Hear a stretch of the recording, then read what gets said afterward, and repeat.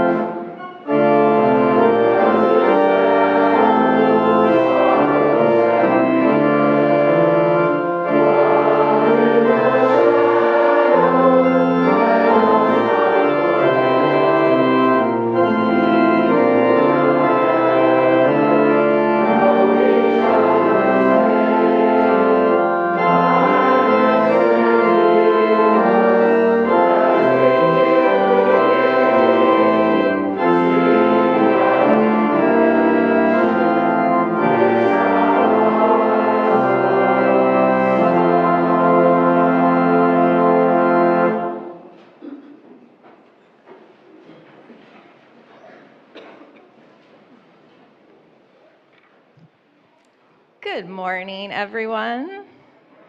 Welcome to First Unitarian Church. We are a multi-generational community that strives to put love at the center. Here we come together to tend our spirits, care for one another, and work for justice. Here we work together to build a beloved community, and you are welcome here.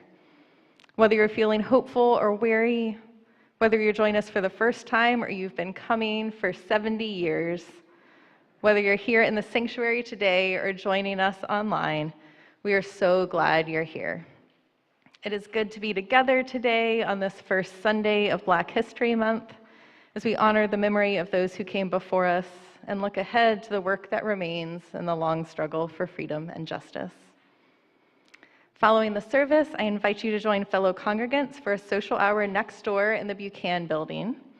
If you're a regular congregant who's lucky enough to be sitting next to a newcomer this morning, I hope you'll invite them to join you for coffee and help show them to Buchanan. And if you're new or if you've been coming for a while but want to find out more about the church or what it means to be a member, we invite you to our monthly First Steps class after service at 11:45 in the Channing room over in the building next door. I have a few other announcements this morning. This weekend marks the midpoint between the winter solstice and the spring equinox, celebrated in some pagan and Celtic traditions as Imbolc. I invite you to learn more about this tradition and honor this time of renewal by visiting the labyrinth today after service in Fuller Hall, just below the sanctuary. And just a reminder, if you're cutting through Fuller to get to other meetings, if you could try and keep your conversation to a minimum so folks can enjoy the contemplative nature of the labyrinth, we would appreciate it. And we want to let you know about a few upcoming opportunities to build community and enrich your spiritual life. First, Reverend Alison and Membership Engagement Coordinator Jen Thomas are launching a weekly Reflect and Connect at 5:30 on Zoom starting this Tuesday. This is an opportunity to get to know one another and reflect on Sunday's sermon. All are welcome, but as we especially invite those of you who join us online regularly, and maybe don't get the opportunity to chat about the sermon over coffee in Fuller Hall. And at the end of this month, Reverend Alison and I will be launching a class for young adults in their 20s and 30s called Articulating Your Faith. We'll meet twice a month for 8 sessions, and we'll explore our faith journeys and uncover the theologies and spiritual practices that guide our lives. Look for more info and information on signing up in the e-news this week. And finally, I want to share an update on our match campaign. If you joined us last week, you saw Alison and Roger in their green wigs and heard Garrett's rousing rendition of the Double Mint Gum jingle. And if you were so wowed by all of the theater and spectacle that you forgot to participate, it is not too late. We are incredibly fortunate to have $60,000 in matching gifts, both from a generous church member and gifts from every member of our board of trustees. You can make a one-time gift or an annual pledge if you haven't already to help us raise $120,000 to meet our goal of $1.4 million to fund the church for 2025. We are so delighted to report that we've already raised 52% of our $60,000 goal, which I think is a wonderful testament to how well Alison and Roger wore those wigs.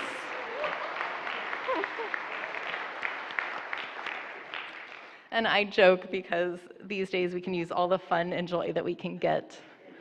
But in all seriousness, this is an incredibly generous gift that shows the deep commitment our board members and congregants have to this community. These next 4 years, communities like ours, spaces of respite and welcome, spiritual nourishment and justice organizing, are going to be so vital and even life-saving. I know my own parents gave a matching gift last week as a thank you for the way this community has cared for and nurtured me during my ministerial formation. So I hope that you all will take some time to reflect on the ways this community enriches your life and the lives of those you love, and consider making a gift or a pledge to help us reach our goal. And now let us take a moment to greet our neighbors and say good morning.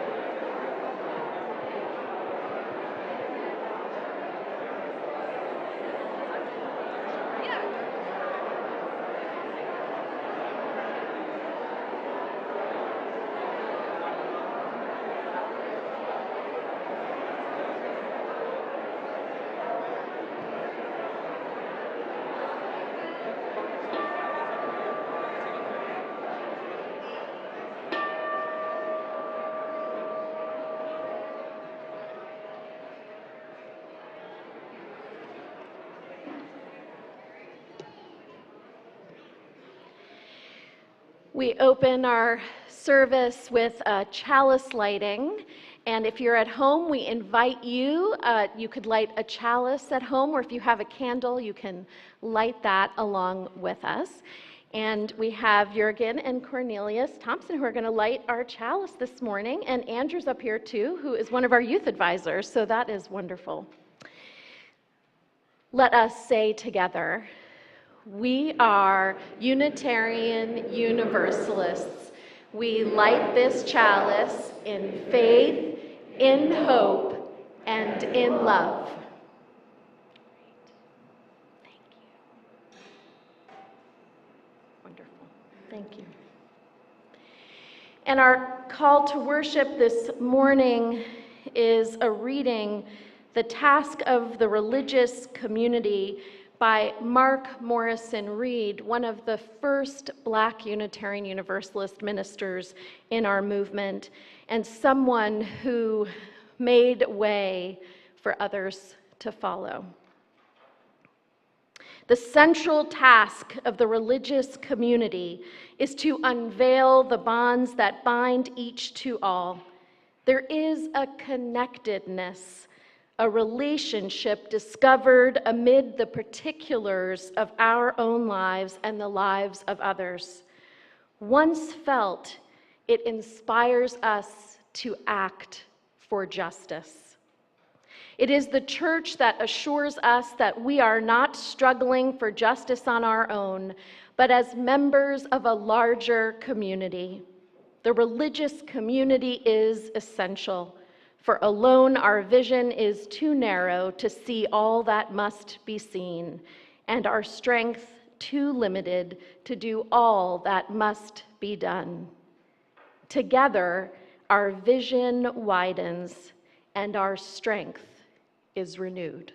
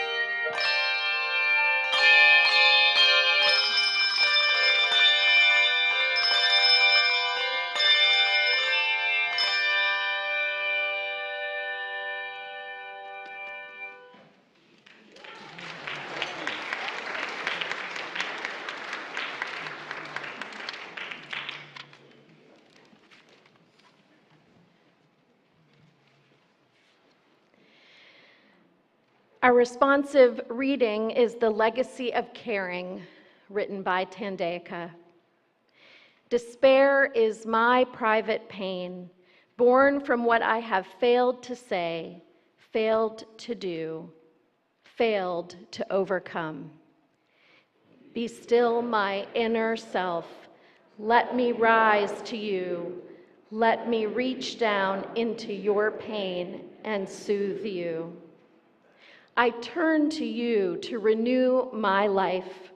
I turn to the world, the streets of the city, the worn tapestries of brokerage firms, drug dealers, private estates, personal things in the house lady's cart, rage and pain in the face that turn from me afraid of their own inner worlds.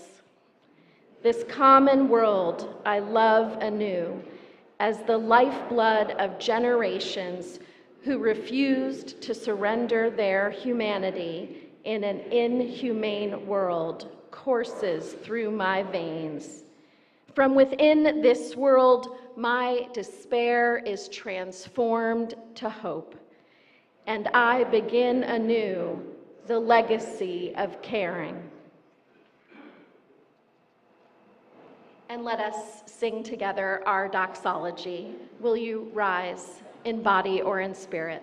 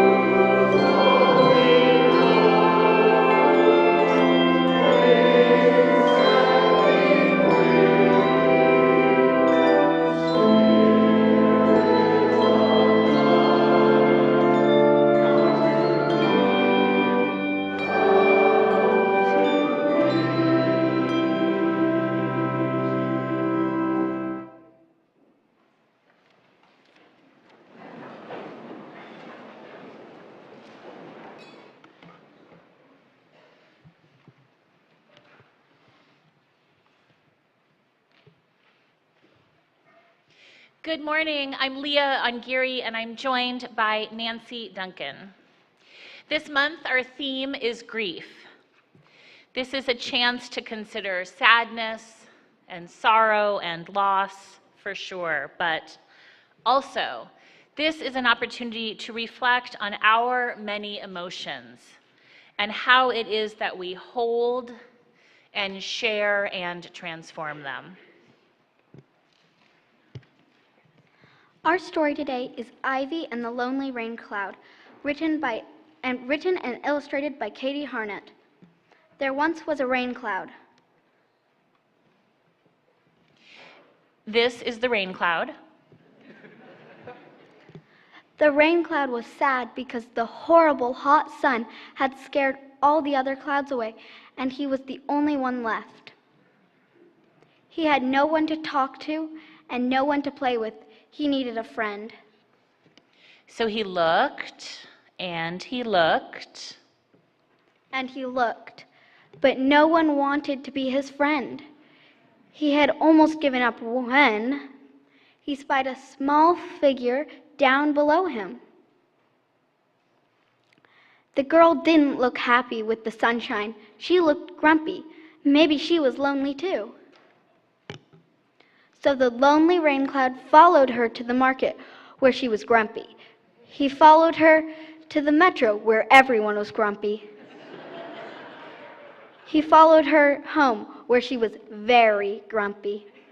The rain cloud was starting to suspect that the girl didn't want a friend at all, But if she wasn't lonely, why was she so cross? She was grumpy when she watered. She was grumpy when she arranged her flowers. Even when she seemed happy, eventually she was grumpy. The rain cloud felt sorry for her. Being grumpy is just another way of being sad, he thought. And then he thought another little thought.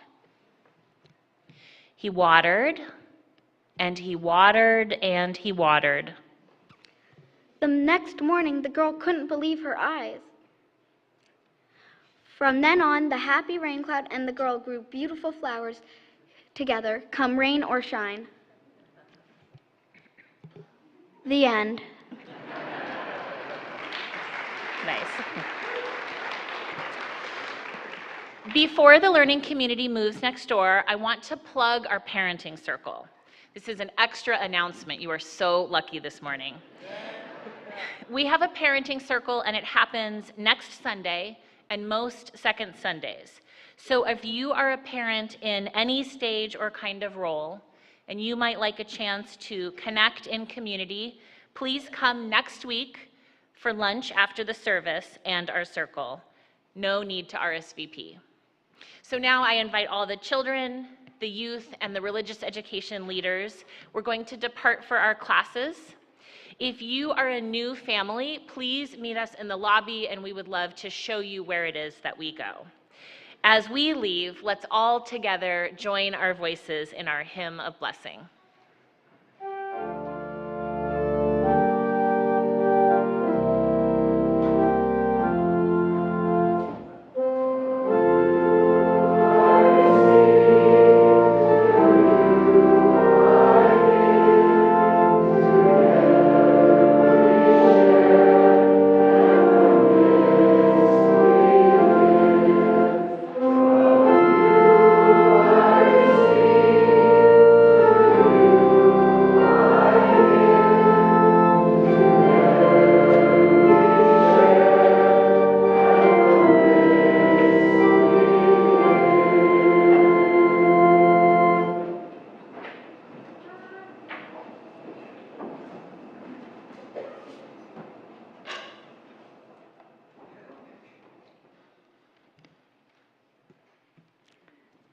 Each week, we share our offering with organizations and community partners who share our values and do the good work of keeping love at the center during a time when that isn't always easy to do.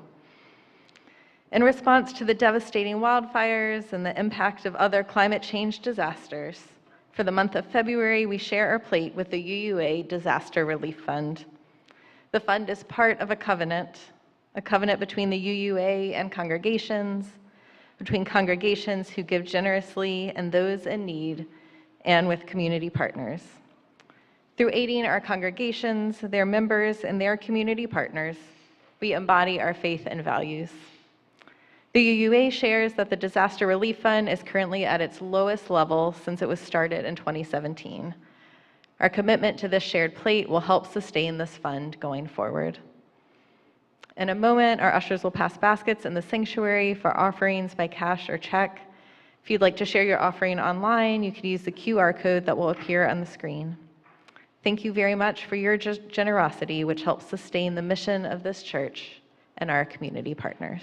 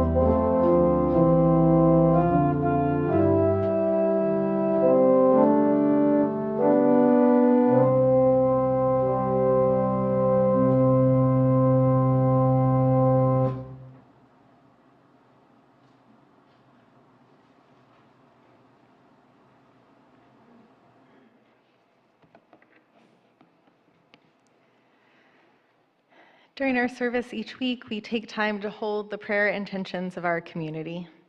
If you're here in person, you can light a candle of intention in one of our side galleries. Or if you are online, you can send them to prayer at firstunitarianportland.org. Our ministers and lay ministers are here to hold your prayers and provide care throughout the week. I have 2 parish concerns to share this morning. Member Jody Feldman's mother, Lois Feldman, died on January 27th. Lois was 93. She had been in memory care for 4 years and in hospice care for 1 year. She is survived by her 3 children, 4 grandchildren, and 2 great-grandchildren. Among her accomplishments, Lois taught tailoring and textiles at the college level. She served as a member of the City Council in Stevens Point, Wisconsin for 12 years, and as its president for 2 of those years. Jody shares that she was an amazing role model. We hold Jody and the whole extended family in our hearts this morning. Leslie Polkosba's older half-brother Robert died at home of natural causes 2 weeks ago at the age of 82. He was a physicist and engineer who graduated from Cal State Northridge and who'd worked for Hughes Aircraft and Raytheon before retiring to Solitz, Oregon in 2006. We hold Leslie and her whole family in our hearts this morning. Will you join me in a spirit of prayer? Spirit of life, in these difficult days, when grief and fear are so present and the way forward feels uncertain, we ask that you open our hearts and minds to the wisdom that is all around us. Help us stay attuned to nature's lessons as we mark this midpoint between winter and spring and witness the light returning, the ground thawing, the promise of new life stirring and sprouting beneath the ground. Let us reflect on what is stirring in us, what seeds of love and imagination we have planted during this winter that are ready to blossom and grow. Spirit of life, help us to hear the voices of our ancestors. As we mark the beginning of Black History Month, may we honor those who came before us in the struggle for freedom and liberation. May we gain inspiration from their commitments to justice, and may the memory of their faith strengthen our own. And Spirit of life, help us to stay present to the gifts and power of this faith community. May we rest in the knowledge that we do not journey alone, but are held in love and are surrounded by traveling companions whose passions, talents, wisdom, and care bolster and complement our own. Help us listen with love and attention to one another. May we be present to the sacred lessons that emerge when we move into deeper relationship. And Spirit of life, help us to trust the still small voice inside each of us. May we know that our own feelings of grief and joy, anger and love are holy sources of knowledge to be honored and paid attention to. May we welcome each of them as teachers and embrace the lessons of our own hearts. Spirit of life, we ask today that you attune our spirits and senses to the sacred sources of wisdom that are already so present in our lives if we but pay attention. May we know that we already have what we need to navigate together this road towards greater love and liberation. Amen. Now let us share in a few moments of silence together.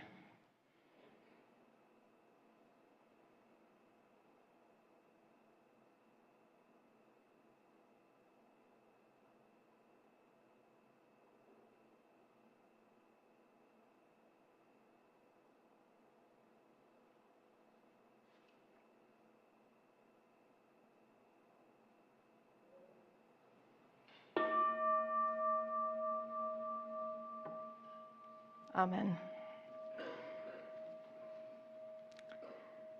Our reading this morning is a poem by Alicia Oestreicher titled Guzzle, America the Beautiful.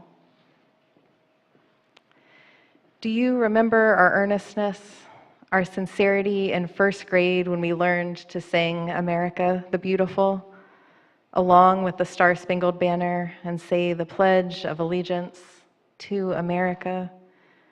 We put our hands over our first grade hearts. We felt proud to be citizens of America. I said one nation invisible until corrected. Maybe I was right about America. School days, dear old golden rule days when we learned how to behave in America. What to wear, how to smoke, how to despise our parents who didn't understand us or America. Only later learning the banner and the beautiful live on opposite sides of the street in America. Only later discovering the nation is divisible by money, by power, by color, by gender, by sex. America, we comprehend it now. This land is two lands. One triumphant bully, one still hopeful America. Imagine amber waves of grain blowing in the wind, purple mountains, and no homeless in America. Sometimes I still put my hand tenderly on my heart, somehow or other, still carried away by America.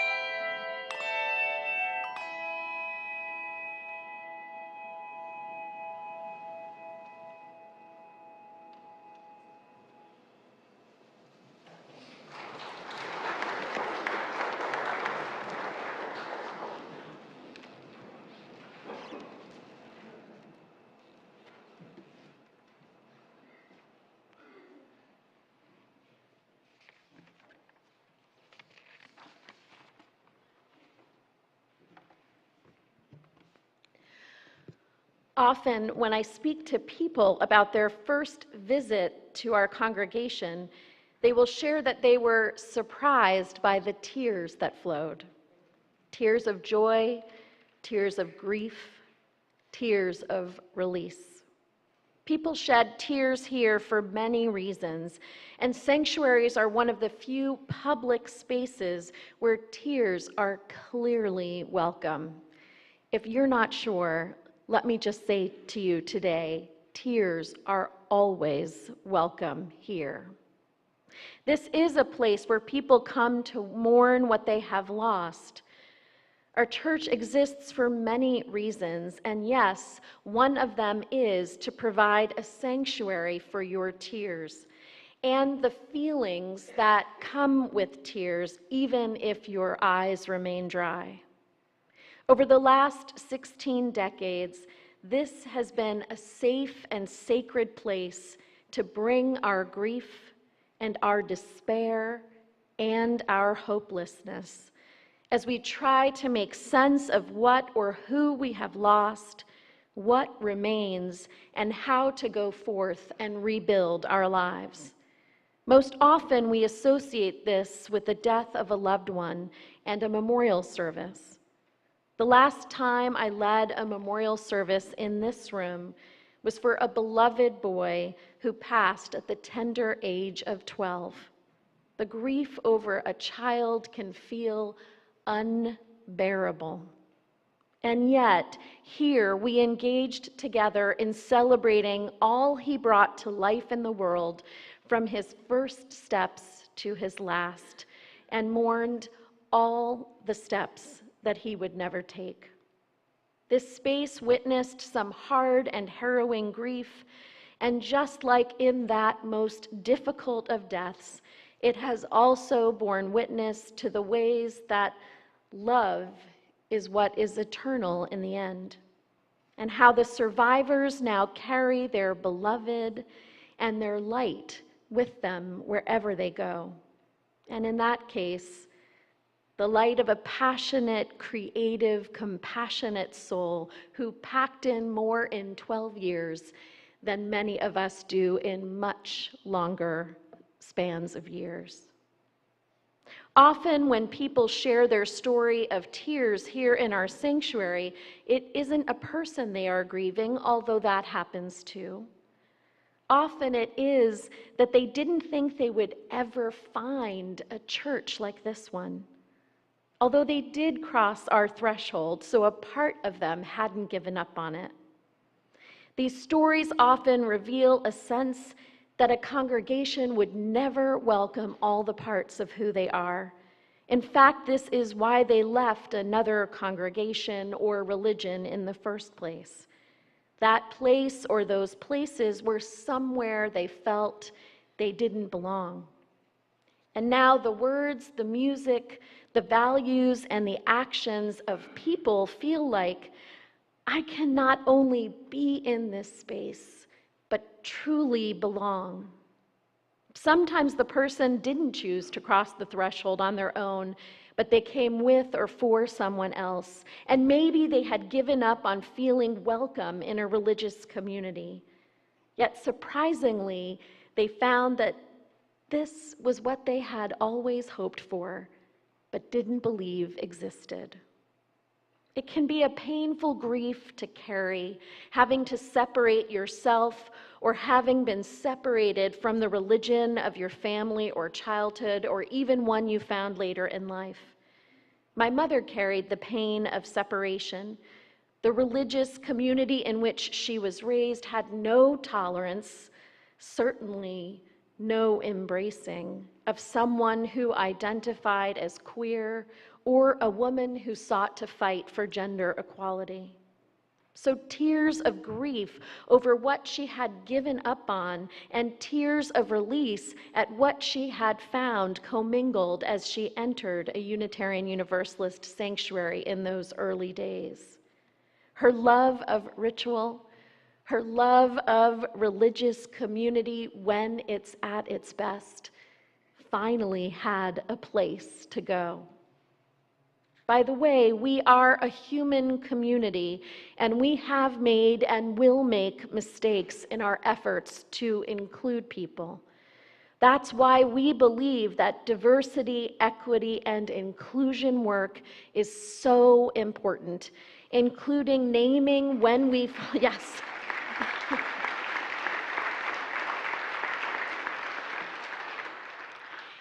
And that includes naming when we fall short and learning how to do better.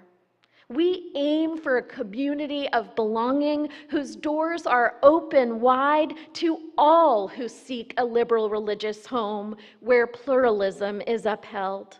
Liberal in the sense of religion means that we are open to innovation as opposed to simply conserving tradition, especially traditions that do not serve love. Pluralism means that we are open to the wisdom of multiple religious traditions and what are known as secular ways of understanding, such as science, poetry, dance, history, and philosophy. The work of diversity, equity, and inclusion has been cast out of our government's departments this week, which is a reflection of who our new president and the people currently defining the Republican Party's values think belong in the United States. We saw this coming. And those of us who carry a different vision of our country may be struggling with the pain of political grief, which can and may be acute for some of you or many of you at this time. You could choose to leave a congregation. It is much harder to leave your country. Political grief can be defined as a feeling of overwhelming loss of safety and trust in the government. And for some in this room and for some in our country, this may literally be a matter of life and death. Immigrants, our LGBTQ plus family, people who identify as Black, Indigenous, people of color, and people who are able to get pregnant are all among those who will likely experience harm under this administration. And it is already starting to happen. It's important to recognize that both grief and the perceived and actual increase in threat can put all of us into survival mode. Remember the story we heard earlier and how grief can come out as anger, which often comes out in these 4 ways: fight, flight, freeze, or fawning. Increased polarization and insulting or dehumanizing those with whom we disagree is fight. Avoiding the news is flight. Political apathy is freeze, and agreeing with whatever our families or closer in community says, even if we feel differently, is fawning. If you are in any of these places right now, this is not a judgment. This is about all of us learning to recognize how grief is operating in our lives and what might be ways to transform it into health if we are experiencing unhealthy versions. I encourage you to take a deep breath and to make space for your grief and your anger and all of the range of emotions that you are feeling. When we stuff grief and anger, it grows, and it can prevent us from connecting with the love that will help us to rise from this place. Begin by naming what you have lost, what others you love have lost, and what we have lost. Grief can help us to name what needs to be changed, and naming and reckoning is the first step to be able to move towards repair and healing. by naming what is our personal loss and what loss belongs to others and what loss is collective, then it can also help you to locate yourself and where you might fit in the struggle for liberation and love to thrive. So one thing that I do a lot as a minister is counsel people who are moving through seasons of grief, the loss of a loved one, the loss of a job, the loss of an identity. People always expect to grieve the death of a loved one, but sometimes they are surprised by grieving the loss of their role as caretaker. And more, this political grief, this collective grief around big issues like the environment and how we handle it, or oppression and how we move forward together. So here is a possible daily ritual that I invite you to undertake if you are in a space of hopelessness or despair or simply grieving and struggling to figure out how to move forward. It is through grief that we will rise. You can meditate or you can journal, and this exercise is 4 steps. 1, always ground yourself in beauty when you are opening your heart to something challenging and difficult. So imagine yourself in a place that you feel held by beauty and awash in love. For me, that is a waterfall in upstate New York, surrounded by the presence of my father, now gone. 2, name your grief. What is happening to you? What is happening to the people that you love and care about? And what is happening to the wider us in the United States? And spend a few moments, up to 10 minutes on that. But don't spend the whole time there. By taking it out each day, by not allowing it to pull you under, but by making space for it, it can become a teacher, and we can let it out and allow it to guide us. Then, moving from naming your grief, name where you are finding the people who are working on changing the circumstances. If you don't know any, then that is your first homework assignment. Remember what Mr. Rogers or Reverend Rogers told us: look for the helpers. Eventually, you might write down, not on the first day necessarily, but having identified those, you might write down what you can do to either get yourself to more safety from harm, or what you can do to reduce harm for others. Part of the work of justice right now is harm reduction. And 4, gratitude. What is something, just one thing at least, that you are grateful for? What is something that is nourishing your spirit, or someone? And if you can't name one thing, then that is your homework this week. Look for beauty and moments to be grateful for. This is a practice I often recommend to people in grief, whether in meditation or journaling, to begin with beauty, to name fully what you are grieving and to come to know and understand it, to name where you find hope, and to end in gratitude. This allows us to feel fully our grief a bit at a time, and grief, we know, comes in waves, but it is accompanied by nourishing practices, so we are less likely to be pulled under by the grief, less likely to become apathetic, less likely to freeze or turn off the news. And remember, we are the people who preach knowledge is power. Let us also draw on the wisdom of spiritual truths that have held people over the ages in times of grief. Buddhism reminds us that nothing is permanent. Trump will not be president forever. Can I say that a second time? Because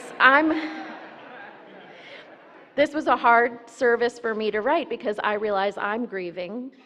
Trump will not be president forever.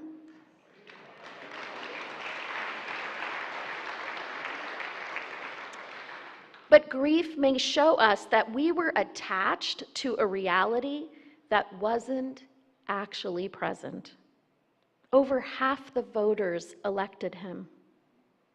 Our grief is allowing us to see clearly that the scourges of white supremacy, ignorance, and fear are in our midst. I grieve that truth. In this harrowing moment may lie the seeds for a more robust, resilient resistance that will lead to greater change. As Rebecca Solnit writes, what is best about political activist movements is often called forth by what is worst. While we may be feeling lost, or we may be feeling that the response is simply too slow or non-existent, I want you to know that I am also witnessing far more savvy organizers beginning to call upon me and to call upon us. Yes, you and me and others in Portland and all around the country, to organize into networks of safety and security, compassion and courage more quickly than the last time. Last time, we didn't expect it, or some of us didn't expect it, which shows our privilege, when Trump was elected. And so we took our anger to the streets. And I'll say, as a New Yorker, I didn't expect someone who stiffed his contractors to get elected, but he has twice. But this time, we knew better. So people are mobilizing to act for change in quieter but more focused and organized ways.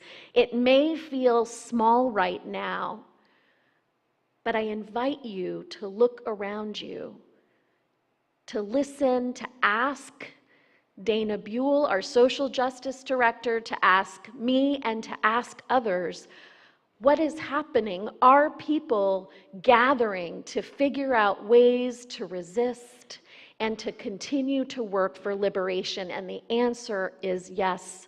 I've been on 6 phone calls in the last week alone with groups of people. It may feel small right now, but the question that we need to ask one another is, what can our church do to help grow and nourish these movements? And it doesn't mean abandoning all the things we're already doing. That ministry of compassion to houseless folks in our neighborhood, offering hygiene and clean clothes and respite from the cold temperatures and the callousness outside, things like that need to continue. However, we know we can do more and will be called upon to advocate and to organize on behalf of liberation in these years and in the years ahead. So here's another question for you to answer in the coming weeks and months. How do you personally plan to engage? Just ask any parent who has lost a child. Grief is love that has nowhere to go. And I am so sorry for the devastating loss of all those who died in the plane crash this week. 67 beautiful souls. Among them, there are survivors a father and a brother of a young figure skater, also 12, like the child we mourned here together, who now have to mourn their daughter and sister, their wife and mother. So here we are grieving.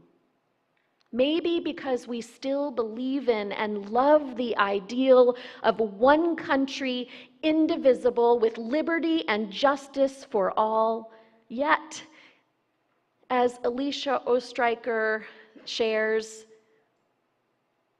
an invisible America, as Langston Hughes offers, an America yet to be that has never been the reality.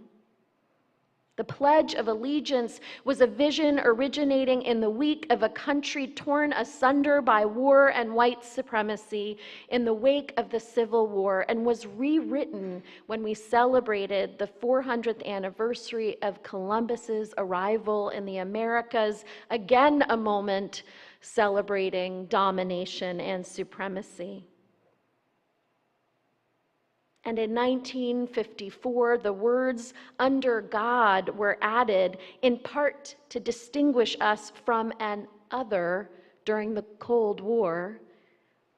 We were those who were operating under the guise and guidance of God versus the atheist communists, quote unquote. And in case you're an atheist communist, you are welcome here.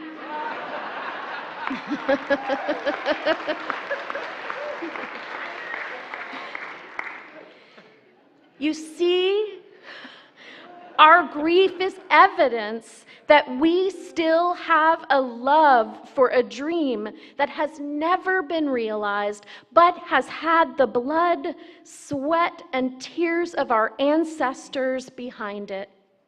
It was exhilarating anytime our country took steps to move more in alignment with that vision, and exhausting and dispiriting when we regress. But it is love for that dream of America to be that is eternal. And we need to find places to put that love. And we must grieve in order to do that healthfully and holistically. And while we grieve the steps that have not been taken, I implore you, let us not give up on the dream of all the future forward movement that is possible if we and the generations on the rise behind us continue to make the love of that dream a greater reality. As Senator Carl Schurz once said, "My country, right or wrong, if right, to be kept right, and if wrong, to be set right." That is my prayer. May love be on our side until love encompasses all the living. Amen. Blessed be, and may it be so.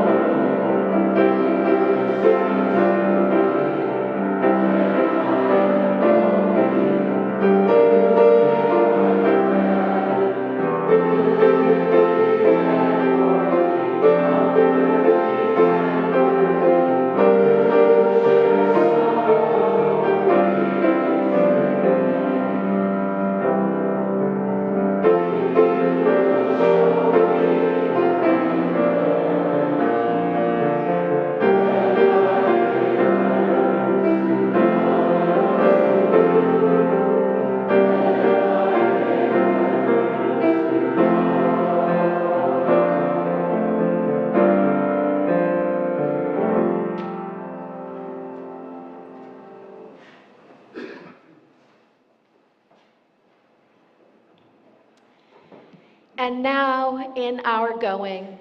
May the light of eternal love bless us and keep us. May it shine down upon us. May it be gracious unto us. And may it make all of us more courageous, more compassionate, and more creative. For this is the day that you and I are given. So let us rejoice in it and be glad. Go in peace. Practice love. Amen.